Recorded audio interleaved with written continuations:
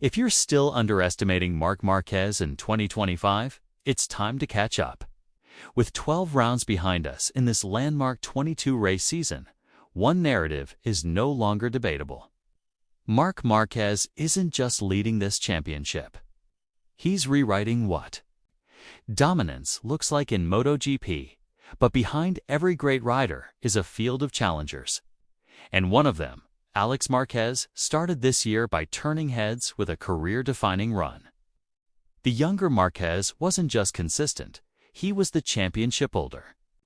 After round 3, yet, as the season stretched and Marc settled into an untouchable rhythm, Alex began to fade, and the legend of Marc grew louder with every lap. This was supposed to be the year Alex Marquez stepped out from the shadow of his brother. And for a while, it looked like he might.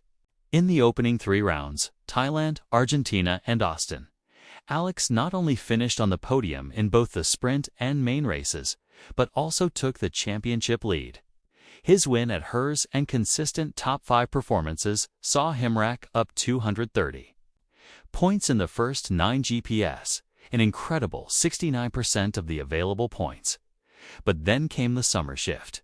Starting from Assen, a crash while battling Pedro Esta left him with a fractured finger and 0 points on Sunday. In Germany, he returned to the podium on Sunday despite injury, but Brno, overzealousness got the better of him again. He collided with Joan Mir and earned a long lap penalty for the Austrian GP.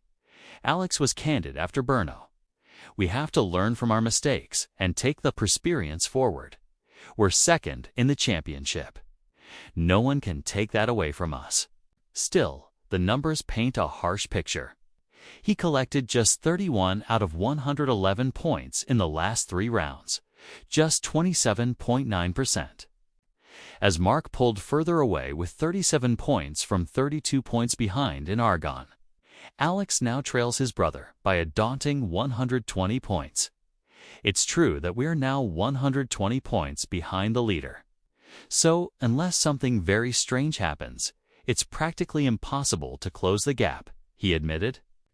Rather than wallow in frustration, Alex has shifted focus toward defending his position as runner-up.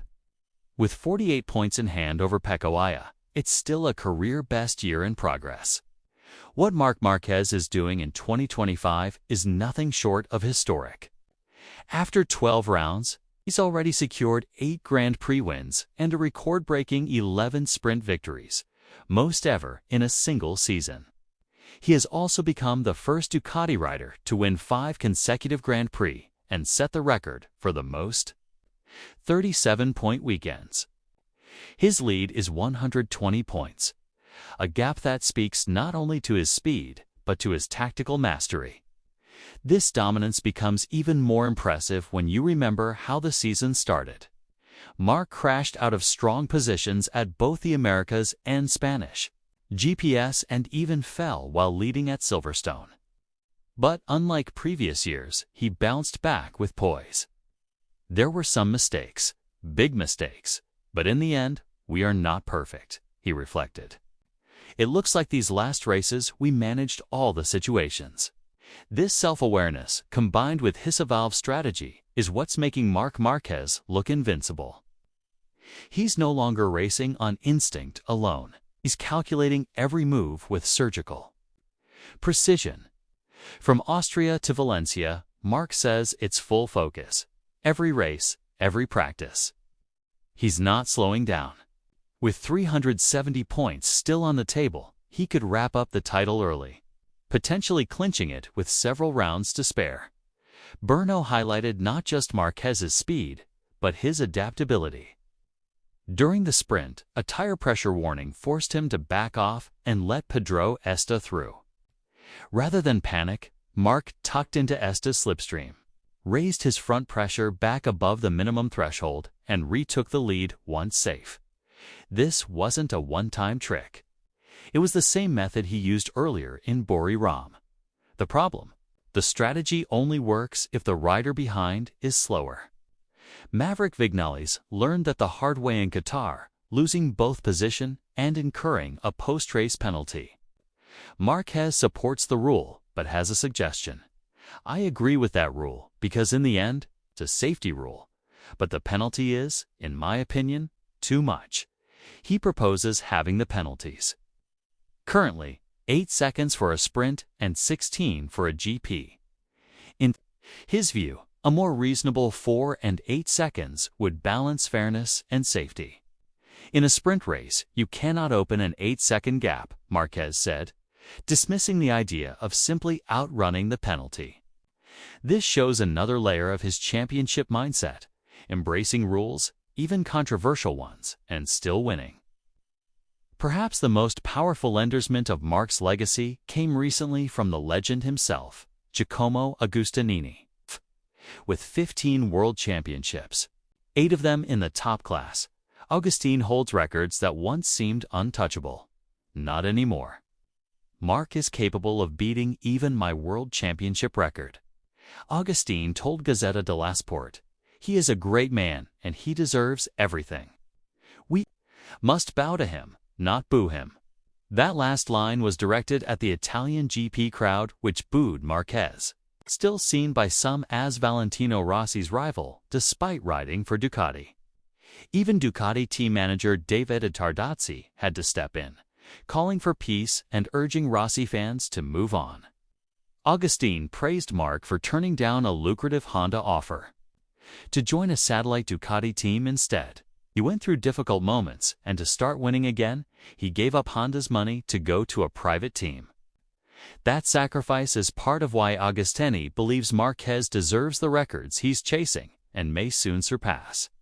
And for wondering what bike Agostini would choose in today's paddock. If you want to win, you have to have the Ducati. Conversation about Marc's record-breaking journey is unfolding during a transformative moment for MotoGP, with Liberty Media's $4.2 billion takeover completed and greenlit by EU regulators in early July. MotoGP has officially joined Formula One under Liberty's control. Ducati CEO Claudio Domenicali is optimistic. What could happen is that there is more even behavior between the teams and really taking the riders to the level of heroes. It's a key statement. Liberty transformed Formula One from a niche motorsport to a global pop culture phenomenon. MotoGP may be next. In the US, we have one race, and actually a lot can be done. Domenicali added, "The potential for all the teams to really engage and create a bigger fan base is fantastic." This marketing revolution could elevate riders like Marc Marquez beyond the racing world, transforming them into household names globally. Agostini is right, and Marquez becomes the greatest rider of all time. Liberty's push might ensure everyone knows it. As MotoGP eyes the future, a fascinating comparison has emerged. Danilo Petrucci, a veteran of both MotoGP and World SBK, compared Toprak Razgatlu's current BMW form to Marc Marquez's Honda era. Toprak winning and Vandermark being 15th is more or less like when Marc Marquez was winning on the Honda, Petrucci observed. With Toprak set to join MotoGP with Pramac Yamaha 2026. Many wonder, is this the next generational challenger who could face off against Marquez before he hangs up the leathers? We are watching something extraordinary. Marc Marquez isn't just chasing a title. He's pursuing immortality. With the support of legends like Agostini, the data to prove his supremacy, and the vision of Liberty Media powering the future, Marc is poised to leave a legacy that may never be matched. Alex Marquez's story reminds us how hard it is to even stay in the title fight. But Marc, he's not just fighting, he's shaping the very sport around him. And as the second half of the season kicks off, the question isn't whether Marquez will win the 2025 championship.